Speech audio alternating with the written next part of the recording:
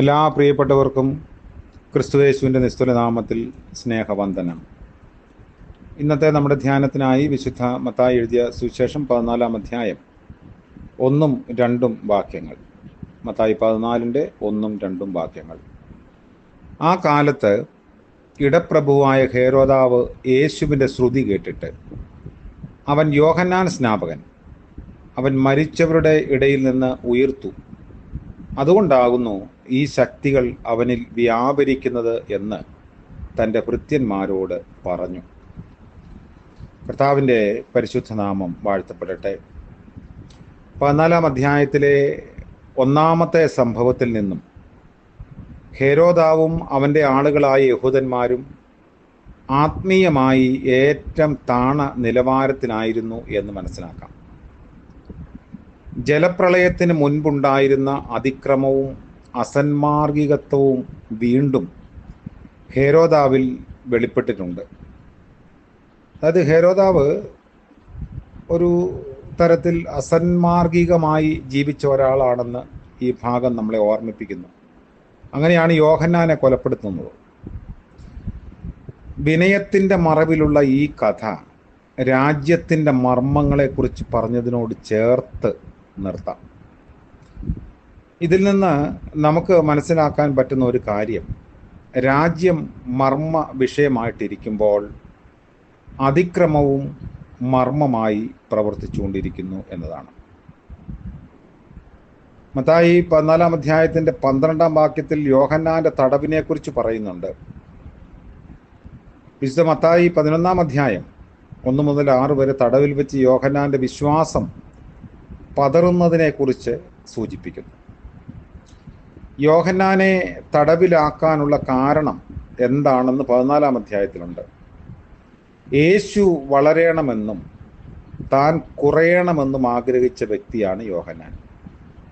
അപ്പം ഇതിൻ്റെ പശ്ചാത്തലത്തിൽ അന്ന് ഇടപ്രഭുവായ ഹേരോദാവ് എന്ന് പറയാനുള്ളൊരു കാരണം, ഒരു റോമൻ പ്രവിശ്യയുടെ 1/4 ഭാഗത്തിൻ്റെ ഗവർണറായിരുന്നു ഈ ഹെരോദാവ്. അതുകൊണ്ടാണ് ഇടപ്രഭു എന്ന് പറയുക.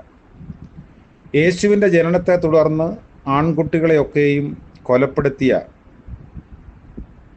ഹെരോദാവ് ദ ഗ്രേറ്റ്, അദ്ദേഹമായിരുന്നു ഈ ഹെരോദാവിൻ്റെ പിതാവ്. വലിയവനായ ഹെരോദാവിന് യഹൂദന്മാരുടെ രാജാവ് എന്നുള്ള സ്ഥാനപ്പേർ റോമാക്കാർ തന്നെ ചാർത്തി നൽകി. അവൻ്റെ മരണശേഷം അർക്കിലാസ്, യഹൂദ്യ, ശമരിയ, ഇറുമ്യ എന്നിവിടെയൊക്കെ ഇടപ്രഭുവായിരുന്നു. ഫിലിപ്പ് തക്കോനിറ്റിസി ആ ഒരു പ്രദേശത്തിൻ്റെ ഇടപ്രഭുവായി. മത്തായി 14-ന്റെ 1 പറയുന്ന, അല്ലെങ്കിൽ ഹെരോദാവ് അന്തിപ്പാസിനെ കുറിച്ചാണ് സൂചന. ഇവൻ്റെ മകനെക്കുറിച്ചാണ് അപ്പോസ്തല പ്രവൃത്തി 12-ാം അധ്യായത്തിൻ്റെ 1-ാം വാക്യത്തിലും 6-ാം അധ്യായത്തിൻ്റെ 19 മുതലുള്ള ഭാഗങ്ങളിലൊക്കെ കാണുന്നത്. അപ്പോൾ ഹേരോദാവ് യേശുവിൻ്റെ കീർത്തി കേട്ടു. കലങ്ങിയ അവൻ്റെ മനസ്സിൽ യോഹന്നാൻ സ്നാപകൻ്റെ ഉയിർപ്പിനെക്കുറിച്ചുള്ള ചിന്ത വരുന്നു. വലിയ പ്രവൃത്തി നടക്കുന്നതായിട്ടൊക്കെ അവൻ അറിഞ്ഞു. യോഹന്നാനെ ഹേരോദാവിന് ഭയമായിരുന്നു. കാരണം യോഹന്നാൻ നീതിമാനും വിശുദ്ധനുമെന്ന് അദ്ദേഹം അറിഞ്ഞു. ക്രിസ്തുവിൻ്റെ പരസ്യ ശുശ്രൂഷ തുടങ്ങിയിട്ട് 2 വർഷം കഴിഞ്ഞെങ്കിലും ഹേരോദാവ് യേശുവിനെക്കുറിച്ച് ഗ്രഹിക്കാതെ പോയി എന്നത് ഒരു അത്ഭുത വിഷയമാണ്. അപ്പോൾ യേശുവിൻ്റെ അത്ഭുത പ്രവൃത്തികളും തൻ്റെ പ്രഖ്യാപനങ്ങളുമൊക്കെ ഹേരോദാവിൽ, അതായത് ഇടപ്രഭുവായ ഹേരോദാവിന് അസഹിഷ്ണുത ഉളവായി. അങ്ങനെയാണ് യോഹന്നാനെ കൊന്ന അതേ മനസ്സു അങ്ങനെ തന്നെ നിലനിർത്തിയാണ് ഇപ്പോൾ ഒരു പ്രതികരണം നടത്തുന്നത്. അപ്പോൾ ഏത് വിധേനയും അധികാരത്തിൻ്റെ മറ പറ്റി അനീതിയെ കൂട്ടുപിടിച്ച് നീതിയും സത്യവും ഇല്ലാതാക്കുക എന്നത് ആദിമകാലം മുതലുള്ള ഒരു യാഥാർത്ഥ്യമാണ്. സത്യത്തെ അസത്യമായി അങ്ങനെ ഒന്ന് പരസ്യപ്പെടുത്തുകയും തങ്ങളുടെ സ്ഥാനം നിലനിർത്താൻ ഏത് കുതന്ത്രങ്ങളും പ്രയോഗിക്കുക. ഇത് മതപരവും രാഷ്ട്രീയപരവും സാമൂഹികപരവും ഒക്കെയായ ഒരു യാഥാർത്ഥ്യമാണ്. ഇന്ന് നമ്മൾ ജീവിക്കുന്ന ഈ കാലഘട്ടത്തിലും ഇതിൻ്റെ പല പരിപ്രേക്ഷ്യങ്ങളെ കാണാൻ സാധിക്കും. എല്ലാ ഇടങ്ങളിലും അതുണ്ട്.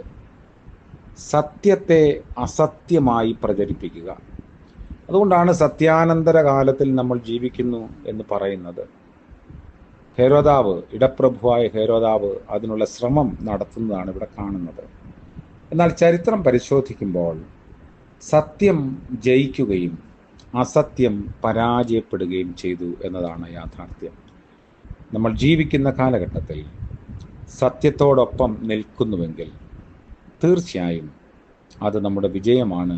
ചരിത്രം നമ്മെ അങ്ങനെ തന്നെ സാക്ഷ്യപ്പെടുത്തും. അതുകൊണ്ട് ദൈവരാജ്യത്തിൻ്റെ സത്യത്തിൽ നിലനിൽക്കാൻ, ജീവിക്കാൻ, പ്രവർത്തിക്കാൻ ദൈവം തമ്പുരാൻ നമ്മളെല്ലാവരെയും അനുഗ്രഹിക്കട്ടെ, സഹായിക്കട്ടെ എന്ന് പ്രാർത്ഥിക്കാം.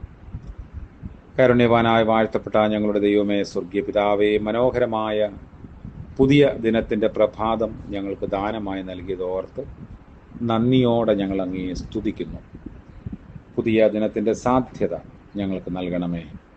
ഞങ്ങളുടെ പ്രവൃത്തിയും ചിന്തകളും ആലോചനകളുമെല്ലാം സത്യത്തോട് ചേർന്ന് നിൽക്കാൻ, ദൈവരാജ്യത്തിൻ്റെ അനുഭവത്തിലായിരിക്കാൻ സഹായിക്കണമേ. ഇന്ന് പ്രഭാതം മുതൽ പ്രദോഷം വരെ ഞങ്ങൾ ഇടപെടുന്ന മേഖലകൾ, ഞങ്ങളുടെ ഉത്തരവാദിത്ത നിർവഹണങ്ങൾ എല്ലായിടങ്ങളിലും സത്യത്തോട് ചേർന്ന് നിൽക്കാൻ ഞങ്ങളെ സഹായിക്കണമേ. യേശു മശിഹ മൂലം പ്രാർത്ഥിക്കുന്നു. കൃപയോടെ കേൾക്കുമാറാകണമേ. ആമേൻ. ത്രിയേക ദൈവത്തിൻ്റെ അനുഗ്രഹവും കാവലും നമ്മുടെ ആലോചനകളിലും തീരുമാനങ്ങളിലും എന്നേക്കും ഉണ്ടായിരിക്കുമാറാകട്ടെ. ആമേൻ.